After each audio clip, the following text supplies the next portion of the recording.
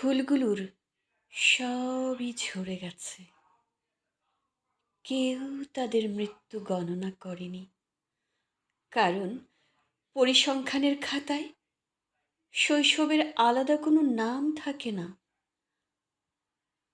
ওরা জন্মেছিল ভুল মানচিত্রে, যেখানে রাষ্ট্র মানে কাঁটাতার আর পতাকা মানে কারো না কারো বৈধ রক্তপাত।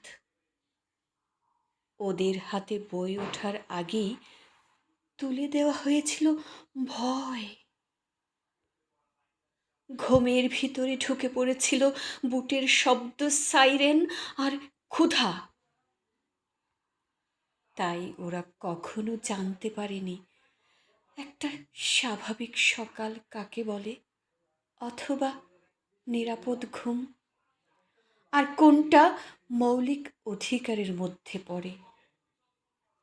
সভ্য পৃথিবী তখন মানবাধিকারের ভাষণ লিখছিল, আর ঠিক সেই সময় কোনো ধ্বংসস্তূপের নিচে একটি শিশু তার শেষ নিঃশ্বাসে মায়ের নাম ডাকছিল।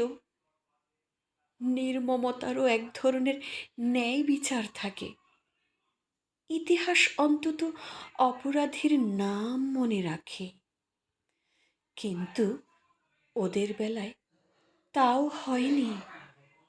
কারণ ক্ষমতা সবসময় কবরের উপর দাঁড়িয়ে ভাষণ দিতে জানে, আর মৃত ফুলেরা সাক্ষ্য দিতে ফিরে আসে না।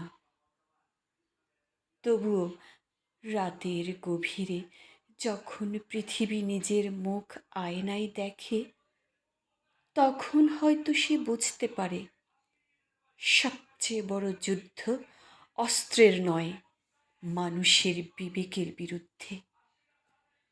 আর যে ফুলগুলো ঝরে গেছে, তারা আসলে হারিয়ে যায়নি। ওরা মাটির নিচে জমে থাকা অমীমাংসিত প্রশ্ন, যার উত্তর এখনো সভ্যতা এড়িয়ে যায়।